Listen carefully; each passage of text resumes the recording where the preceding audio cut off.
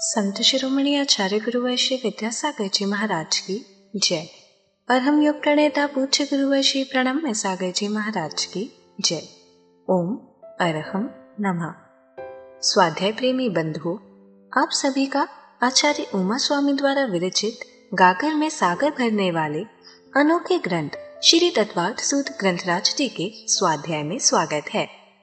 विगत 2 वर्षों में हमने तत्व विज्ञान अध्याय 1 से लेकर व्रत विज्ञान अध्याय 7 तक का सफर तय किया है और अब हम अपने अतिशय पुण्य फल से कर्म बंध विज्ञान अध्याय 8 के स्वाध्याय में कर्म बंध के बारे में जान सकेंगे।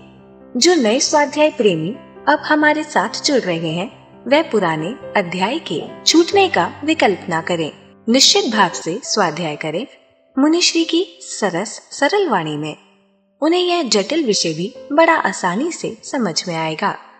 स्वाध्याय प्रारंभ करने से पहले हम अध्याय 8 का सूत्र पाठ करते हैं ताकि हम इन्हें कंठस्थ कर सकें। यदि आपने पिछले अध्यायों की मौखिक सूत्र पाठन परीक्षा नहीं दी है तो भी आपको यह पाठ अवश्य करना चाहिए और इन्हें कंठस्थ करने का प्रयास करना चाहिए। मोक्ष मार्गस्य नेतारं भेत्तारं कर्म भूव्रतां ज्ञातारं विश्वतत्त्वानां वन्दे तद्गुणलब्धये।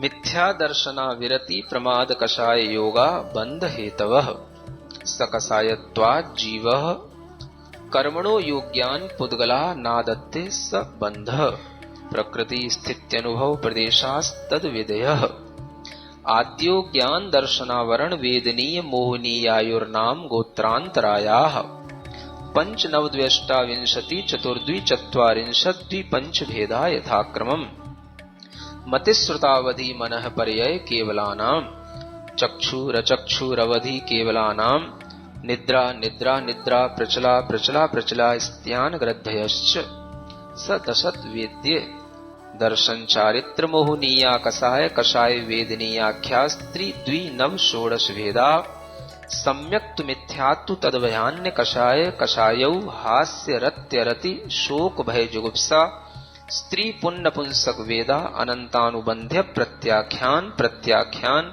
संजुलन विकल्पाश्चैकशः क्रोधमान माया लोभा नारक्तैर्यज्ञोन्मानुष दैवानि गतिजाति शरीरांगोपांग निर्माण बंधन संघात संस्थान सहनन स्पर्श रस गंधान गंध वर्णानुपूर्व्य गुरु लघुपघात परघाता तपोद्योतोच्छ्वास विहायोगते प्रत्येक शरीर त्रस सुभग सुस्वर शुभ सूक्ष्म पर्याप्ति स्थिरादे यशः कीर्ति सेतराणि तीर्थकरत्वं च उच्चैर नीचैश्च दानलाभ भोगोपभोग वीर्याणाम् आदितस्तिसृणा मंत्रायस्य च 30 सागरोपम कोटि कोट्यः परा स्थितिः सप्ततिर्मोहनीयस्य विंशतिर्नाम गोत्रयोः 33 सागरोपमाण्यायुषः अपरा 12 मुहूर्ता वेदनीयस्य नाम गोत्रयोरष्टौ शेषाणा मंतर्मुहूर्ताः विपाकोऽनुभवः स यथानाम ततश्च निर्जरा नाम प्रत्ययाः सर्वतो योग विशेषात् सूक्ष्मैक क्षेत्रावगाः स्थिताः सर्वात्म प्रदेशेष्वनन्तानन्त प्रदेशाः सद्वेद्य शुभायोर्नाम गोत्राणि पुण्यम अतोन्यत पापम इति तत्वार्थ सूत्रे अष्टमोध्यायः। पूज्य मुनिश्री कहते हैं कि सिर्फ सूत्रों का पाठन करने से ही हमारी विशुद्धि कई गुना बढ़ जाती है। तो आइए अब हम चलते हैं कर्म बंध विज्ञान की कक्षा की ओर। मोक्ष मार्गस्य नेतारं भेत्तारं कर्म भूव्रतां ज्ञातारं विश्वतत्त्वानां वन्दे तद्गुणलब्धये। देवादिदेव आदिम तीर्थंकर श्री ऋषभनाथ भगवान की, वर्तमान शासन नायक श्री वर्धमान महावीर भगवान की, परम पूज्य आचार्य गुरुवर श्री विद्यासागर जी महाराज की। तत्वार्थ सूत्र ग्रंथराज में 7वें अध्याय का वर्णन प्रारंभ हुआ, जिसमें बंध के हेतुओं का प्रकरण चल रहा है। मिथ्या दर्शन, अविरति, प्रमाद, इन तीन हेतुओं के बारे में चर्चा हो चुकी है। मुख्य हेतु जो मिथ्यात्व है, जिसके माध्यम से सम्यक्त्व का घात होता है। अविरति दूसरा हेतु है, जिसके माध्यम से व्रत लेने का, विरति होने का भाव नहीं आता। और प्रमाद यह तीसरा हेतु है, जिसके माध्यम से जीव अपनी कुशलता जिसमें हो उन कार्यों में आदर नहीं करता। प्रमाद की एक बहुत अच्छी परिभाषा आचार्य पूज्यपाद महाराज ने सर्वार सिद्धि ग्रंथ में लिखी है। कुशलेषु अनादरः प्रमादः। प्रमाद किसे कहते हैं? कुशल में अनादर करना। कुशल यानी जो हमारे लिए शुभ है, मंगल रूप है, अच्छा है, हितकारी है, उसे कुशल कहा जाता है। तो प्रमाद के कारण से यह जीव कुशल कार्यों में अनादर करता है। जो भी अच्छे कार्य हैं, हितकारी कार्य हैं, उसमें आदर नहीं होने देने का भाव ही प्रमाद कहलाता है। इस प्रमाद के कारण से ही जीव के अंदर ऐसे भी भाव उत्पन्न हो जाते हैं जिससे कि वह व्रतों में मलिनता पैदा कर लेता है, और उन व्रतों की जो शुद्धि है, उस शुद्धि की पूर्णता का जो अभाव है, वह भी इस प्रमाद के कारण से ही होता है। आप सुनते हैं चारित्र शुद्धि व्रत होते हैं, तो यह व्रत चारित्र की शुद्धि करने के लिए हैं। इसी तरीके से जो अप्रमाद भाव है, यही व्रतों की शुद्धि करने के लिए होता है। तो व्रतों में जो अशुद्धता या मलिनता आती है, उसका सबसे बड़ा कारण यह प्रमाद कहा गया है। इस प्रमाद में ही सभी वह भाव गर्भित हो जाते हैं जो आचार्यों ने हमें अनेक भेद रूप बताए हैं। और इसमें जब हम प्रमत्त दशा में होते हैं या प्रमादी होते चले जाते हैं, तो जो हमारी प्रवृत्तियां हैं वो विकथाओं और कसायों और इंद्रिय विषयों या निद्रा आदि की तरफ उलझती चली जाती है। एक अच्छी बात समझने की यह है कि प्रमाद होने पर विकथा हो ये जरूरी नहीं है। जैसे मुनि महाराज का 6वां गुड़ स्थान आता है, तो 6वें गुड़ स्थान में सभी लोग प्रमत्त विरत तो हो गए। सभी मुनि महाराज प्रमत्त विरत नाम के 6वें गुड़ स्थान में तो आ गए, लेकिन इसका मतलब ये नहीं है कि वो विकताओं में लग गए। कुछ लोगों की जो गलत धारणाएं रहती हैं, उन्हें भी थोड़ा समझने और समझाने की जरूरत पड़ती है कि प्रमत्त विरत के भेद जब बताए जाते हैं तो प्रमाद 15 प्रकार का होता है। तो 15 प्रकार के प्रमादों में प्रवृत्ति होने का नाम प्रमत्त विरत है, ऐसा जो कहा जाता है, उसका भी भाव ये समझना चाहिए कि 6वें गुण स्थान में जो प्रमत्त विरत नाम का भाव आता है, वो केवल संजुलन कसाई की तीव्रता से आता है। लेकिन उस प्रमाद भाव में आने पर या गुणस्थान 6वां हो जाने पर ये जरूरी नहीं है कि वह विकथा में, कषाय में, इंद्रिय के विषयों में या निद्रा में या स्नेह में प्रवृत्ति करेंगे ही, ऐसा नहीं होता। ये तो प्रमाद के बाहरी रूप हैं।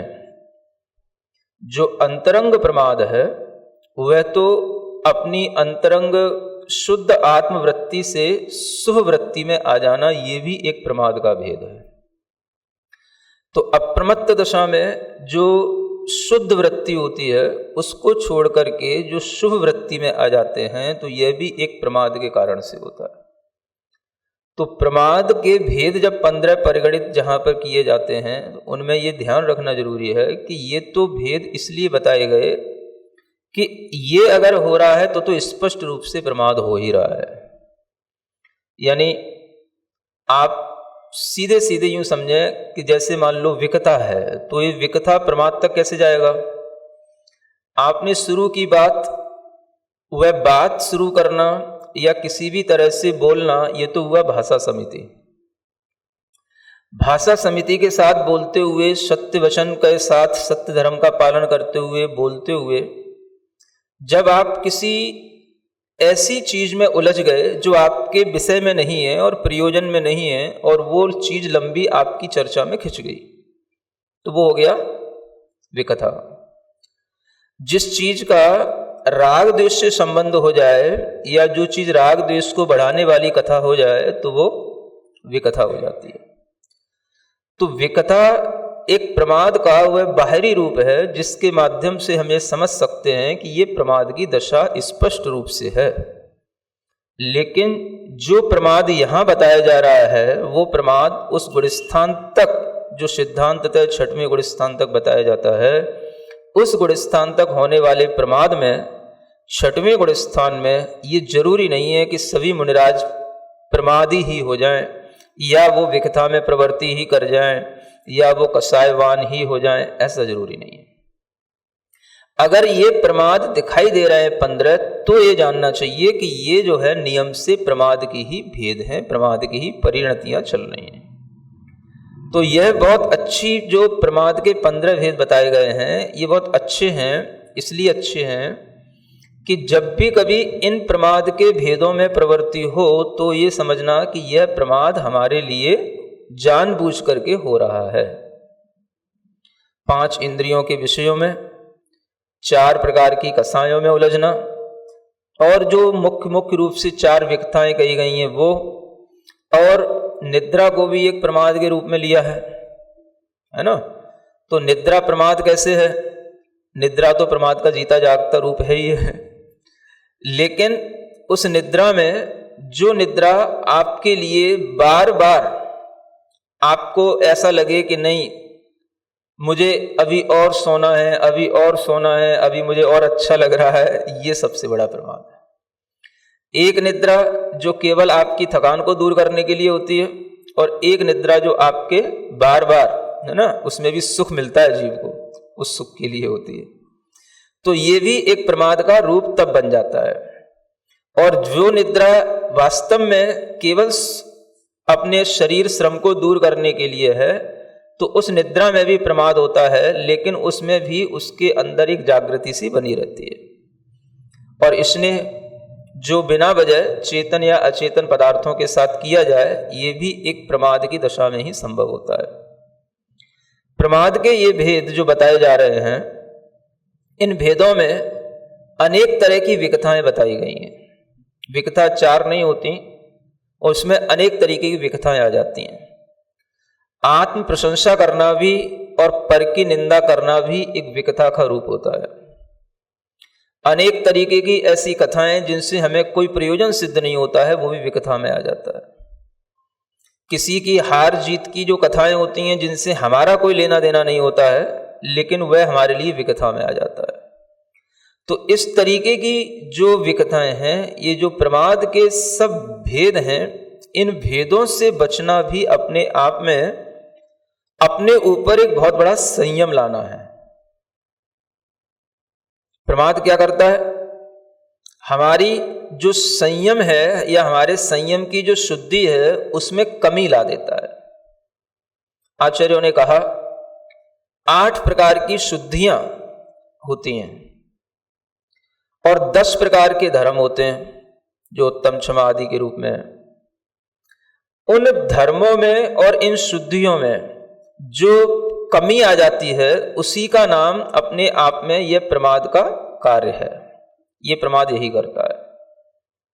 जहां आपको क्षमा आदि धर्म के भाव में होना चाहिए, वहां नहीं रह पाए, तो ये क्या हो गया? ये प्रमाद हो गया।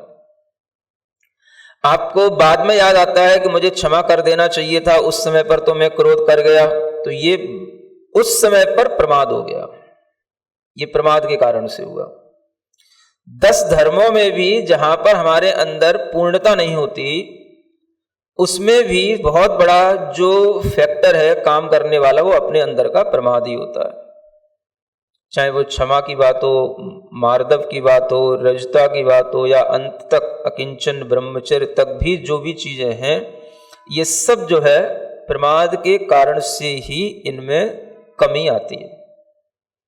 और इसी तरीके से इस प्रमाद को समझने के लिए आचार्यों ने कहा 8 प्रकार की शुद्धियों पर भी ध्यान देना चाहिए।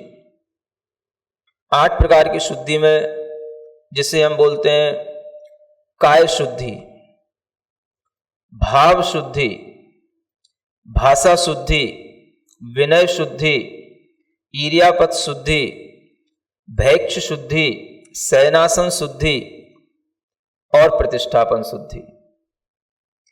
अब इनमें जो 8 प्रकार की शुद्धियों में आप देखेंगे तो बहुत कुछ तो 5 तो समितियों रूप हैं और कुछ जो है 3 गुप्तियां रूप हैं। यही समझ के चलो। ये जो संयम है, इसमें जो कमी आ रही है, इस कमी का भी कारण ये प्रमाद है। प्रमाद के कारण से जब आपके अंदर भाव आ जाता है, हाँ जैसा है तैसा ठीक है, चल रहा है, ये अपने आप में क्या बोल रहा है? ये प्रमाद बोल रहा है। आपके लिए पता है कि ये चीज इस तरह से अच्छी तरह से होती है, लेकिन आप उसको वैसा नहीं कर रहे हैं, चलता है कि कारण से, तो वह क्या है? वो प्रमाद है। तो ये प्रमाद एक ऐसा फैक्टर है, इसको अगर हम समझें, इसको हम देखें, तो इसी से ही जो है सब कुछ समझ में आ जाता है कि हमारी वृत्ति में जो अशुद्धता या दोषपूर्णता है वो किसके कारण से है? तो इस प्रमाद के कारण से होती है। जब भी कभी 8 प्रकार की शुद्धियों में भी भाव आएगा, चलता है, होता है, भाव शुद्धि नहीं होना, विनय शुद्धि भी एक शुद्धि बताई गई, वो नहीं होना, तो ये सब चीजों में जो कमी आती है वो हमारे प्रमाद के कारण से आती है। आप भगवान की वंदना करने गए, आपने भगवान की पूजा करने का भाव बनाया। जिस समय आप भाव बनाते हैं उस समय तो आपके अंदर पूरा भाव रहता है, और जब आप उस कार्य को अंजाम देने लग जाते हैं तो फिर आपके भावों में जो कमी आती है वो भी कमी इस प्रमाद के कारण से होती है। कार्य करने से पहले और कार्य करते समय जो भावों में एक हमें अंतर दिखाई देता है, वो अंतर का भी बहुत बड़ा कारण क्या है? यही प्रमाद है। तो प्रमाद की जो एक व्यापक परिभाषा हमें जो मिली, आचार्य महाराज ने दी, कुशलेषु अनादर है प्रमाद है। ये बहुत अच्छी परिभाषा है। जो जो चीजें हमारे लिए अच्छी हैं उनको हम नहीं कर रहे हैं, ये हमारे अपने प्रमाद के कारण से है।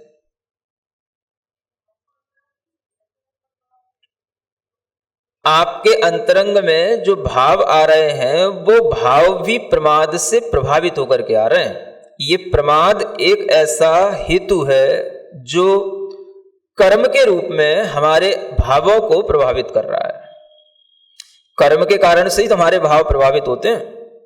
तो इन भावों में जो एक गिरावट आती है वह इस प्रमाद के कारण से आती है।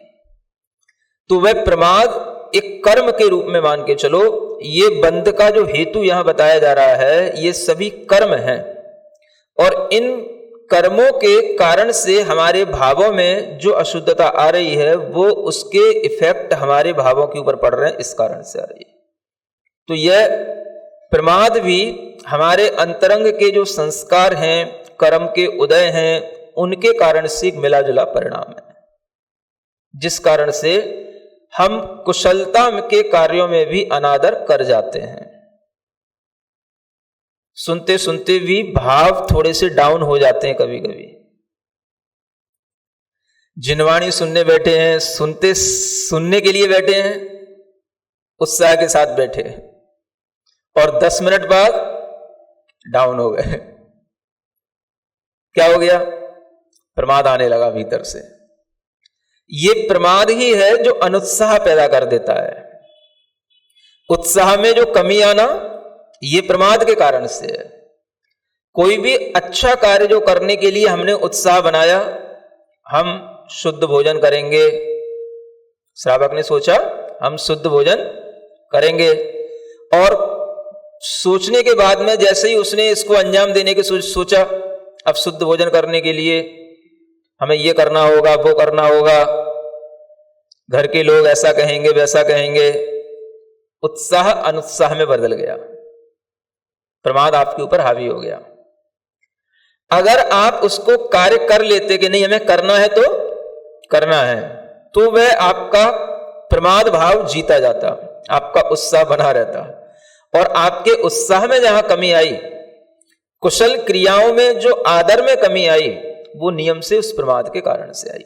तो भीतर से जब प्रमाद आ जाता है तो वो कहने लग जाता है इसके बिना भी चलता है, रहने दो, क्यों व्यर्थ का कष्ट उठा रहे हो। धन्य है हमारा पुण्य जो मुनिश्री ने हमें कर्म बंध जैसे कठिन विषय को इतना सरल करके समझाया, ताकि हम डेली लाइफ में कर्म बंध के कारणों को जानकर उनसे बच सकें। और यह ज्ञान आप अपने परिवार, मित्र, समाज के लोगों को इस स्वाध्याय से जोड़कर दे सकते हैं। आप सिर्फ उन्हें हमारी वेबसाइट ttv.arham.yoga शेयर करें और उन्हें ये सभी क्लासेस एक साथ मिलने लगेंगी। अभ्यास प्रश्न करके अपने ज्ञान को प्रगाढ़ बनाने का मौका और आज के सवाल में पुरस्कार जीतने का मौका भी मिलेगा। तो आज ही अपने बच्चों को, मित्रगणों को और परिवारजनों को इससे जोड़ें और अपना और उनका पुण्य बढ़ाएं। ओम अरहम नमः। तो चलिए आज की कक्षा की एक क्विक रिवीजन कर लेते हैं। हमने बंध के हेतुओं में आचार्य पूज्यपाद महाराज की प्रमाद की व्यापक परिभाषा को जाना। सर्वार्थ सिद्धि ग्रंथ के अनुसार कुशलेषु अनादरः प्रमादः, अर्थात कुशल यानी जो हमारे लिए शुभ रूप, मंगल रूप, हितकारी है, उन कार्यों में अनादर का भाव होना।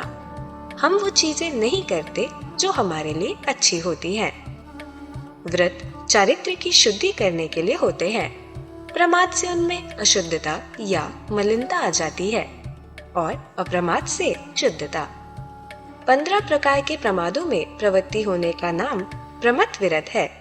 जब हम प्रमादी होते हैं यानी प्रमत्त दशा में, तो हमारी प्रवृत्तियां 4 विकथाएं, 4 कषाय, 5 इंद्रियां, निद्रा और स्नेह की तरफ हो जाती है। मुनिश्री ने समझाया कि 6वें प्रमत्त विरत गुण स्थान में सभी मुनि महाराज प्रमत्त विरत तो हो गए, लेकिन वे सब विकथाओं, कषायों आदि में लग गए। यह धारणा गलत है। यहाँ प्रमत्त विरत का भाव केवल संजुलन कषाय की तीव्रता से आता है। यह जरूरी नहीं कि वह विकथा आदि में प्रवृत्ति करेंगे ही। यह प्रमाद के बाहरी रूप है, लेकिन जहाँ ये प्रवृत्तियां हैं, वहाँ स्पष्ट रूप से जानबूझकर प्रमाद हो रहा है। हमने जाना प्रमाद के कारण जीव अप्रमत्त दशा की शुद्ध वृत्ति छोड़कर शुभ वृत्ति में आ जाता है। जैसे सत्य वचन, धर्म का पालन करते हुए, भाषा समिति बोलते हुए यदि वे किसी अप्रयोजनीय विषय की चर्चा खींच दे तो ये विकथा है। राग द्वेष को बढ़ाने वाली कथा विकथा हो जाती है। हमने जाना कि थकान दूर करने वाली निद्रा में भी प्रमाद है, हालांकि उसमें अंदर जागृति बनी रहती है, पर बार बार सोने की इच्छा करना, उसमें सुख लेना बड़ा प्रमाद है। बिना वजह चेतन अचेतन पदार्थों से स्नेह भी प्रमाद दशा में ही संभव है। प्रमाद के भेदों में अनेक तरह की विकथाएं, जैसे आत्म प्रशंसा करना, पर निंदा करना, बिना प्रयोजन की कथाएं करना, दूसरों की हार जीत की कथाएं करना आदि आती है। हमें इनसे बचना चाहिए। प्रमाद से हमारे अंदर उत्तम क्षमा आदि 10 धर्मों के भाव नहीं रह पाते। जैसे समय पर क्रोध करके हम बाद में सोचते हैं कि हमें क्षमा कर देना चाहिए था। इसी प्रकार जहाँ भी 10 धर्मों में हमारे अंदर पूर्णता नहीं होती, उसमें बहुत बड़ा फैक्टर अपने अंदर का प्रमाद ही होता है। हमने जाना कि 8 शुद्धियों, काय शुद्धि, भाव शुद्धि, भाषा शुद्धि, विनय शुद्धि, इरियापत शुद्धि, भैक्ष्य शुद्धि, शयनासन शुद्धि और प्रतिष्ठापन शुद्धि में 5 बहुत कुछ समितियां रूप हैं और 3 गुप्तिया रूप हैं।